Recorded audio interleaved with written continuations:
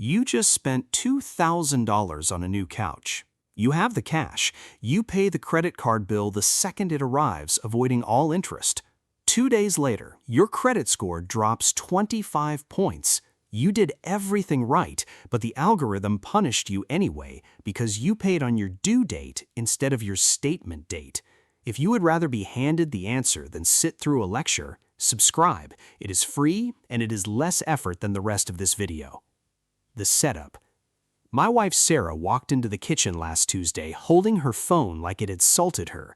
We had just bought new appliances, paid them off the day the bill arrived, and her credit monitoring app was throwing red arrows at her. She asked me why her score went down when we owe nothing. I did not have an answer, so I opened a spreadsheet at 11 p.m., which is how I handle most of my midlife crises, and I started running the numbers on how the banking system actually takes its snapshot of your finances. To run this math, we have to state our assumptions out loud. First, we assume your lender is looking at the FICO 8 scoring model, which is what most currently use. Second, we assume you never miss a payment. Third, we are working with a standard 30-day billing cycle that closes on the 30th of the month. Fourth, we assume your actual due date is 20 days later, on the 20th of the following month. The decision we are making today is simple. Do you pay your credit card on the due date, or do you pay it before the statement closes? Round 1. The due date trap.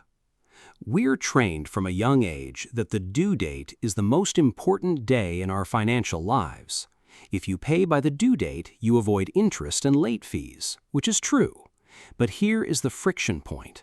We assume that the credit bureaus are watching a live feed of our bank accounts. We assume if we pay off our debt on the 15th, the bureau knows we are debt-free on the 16th. That is not how the plumbing works. The credit scoring system is not a movie, it is a series of photographs. The photographer usually takes the picture right when your room is the messiest, days before you actually clean it up. Here's the math. You have a card with a $10,000 limit. During the month, you swipe for groceries, gas, and dinner. On the 30th, your balance hits $3,000. The cycle closes. The bank generates a statement. That $3,000 balance is the exact number the bank sends to the credit bureaus. It gets hard-coded into your report. You pay it all off on the 20th of the next month. You feel responsible. But the bureau only sees high utilization because the snapshot was taken on the 30th.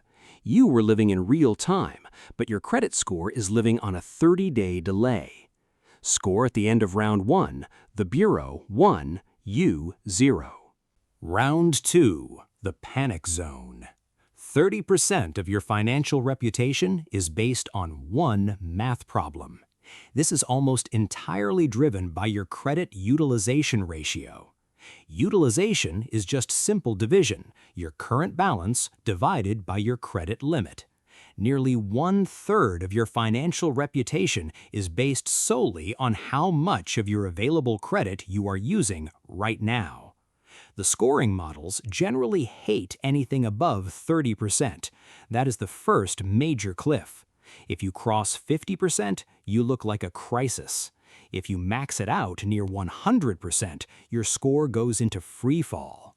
My neighbor Dave booked a family vacation on a card with a $5,000 limit. He spent $4,800. $4,800 divided by 5,000 is 96% utilization. He did not miss a payment, but his score dropped from an 800 into the 740s instantly. He checked his app and assumed identity theft. The reality is just the cold math of the 30% weighting kicking in. The system views high utilization as a precursor to default. Score? The Bureau 2, you 0. Subscribe and like this, then drop the money decision you're stuck on in the comments, and I will run the numbers on it. Round 3, the statement date hack. The solution is a timing adjustment. Instead of waiting for the bill to arrive, you need to pay the bill before it is generated. Let us run Dave's vacation math again, but this time we take control of the snapshot. Dave has that same $4,800 balance on his $5,000 limit. His statement closes on the 30th. 3 days before that, on the 27th, Dave logs into his app and pushes a manual payment of $4,750. On the 30th, the statement generates showing a balance of just $50. That $50 balance is what gets sent to the bureaus. 50 divided by 5,000 is 1% utilization. The snapshot shows him barely touching his limit. Then, on his actual due date 3 weeks later, he just pays the remaining $50.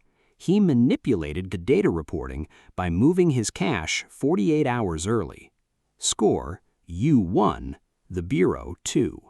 Round 4, the zero balance penalty. This round is the honest loss. This round goes to the system because doing exactly what your gut tells you to do will actually backfire. If low is good, logically, zero must be perfect. People wear the zero balance badge with pride. They pay everything off 3 days early so the statement reads $0. I tried this myself. I paid every card to absolute zero before the statement closed. I felt like a financial genius. My score dropped 10 points. The system penalizes you for looking like a ghost. This is one of the most stubborn myths in the credit world. The scoring model is designed to assess how you manage debt. If your report shows $0 owed month after month, the model has no data on how you handle repayment. In the eyes of the algorithm, a person who does not use credit is slightly riskier than a person who uses it responsibly. High achievers with 850 scores do not have 0% utilization. They average a 4 to 7% utilization rate. The algorithm is right on this one. If you hide all your data, they cannot score you. Score, the Bureau 3, you 1. Round 5, the all zero except one strategy. Since 0 is bad and 30% is a cliff, we need the mathematical sweet spot. It is a strategy called all zero except one, or AZEO. Let us say you have 5 credit cards. You have a total credit limit of $20,000. You pay 4 of those cards down to $0 before their statement dates. For the 5th card, your primary card, you pay it down so it reports a tiny balance, maybe $20. $20 divided by your $20,000 total limit is 0.1% utilization. This tells the algorithm you are using credit, but keeping it extremely low. It's like having a single beer at a work party. You participated, but you are not the guy HR needs to talk to on Monday. And remember the terminology here. Reporting a balance is not the same as carrying a balance. You still pay that $20 by the due date on the 20th. You pay 0 interest. You get the score boost of showing activity without the financial drag of paying the bank a fee. Score, you 2, the Bureau 3. Round 6, the closed card trap. There is a defensive move we have to cover because people try to simplify their finances and accidentally blow up their utilization ratio. Utilization is calculated on both a per-card basis and an overall basis. Let us say you have 2 credit cards. Card A has a $10,000 limit and you owe nothing on it.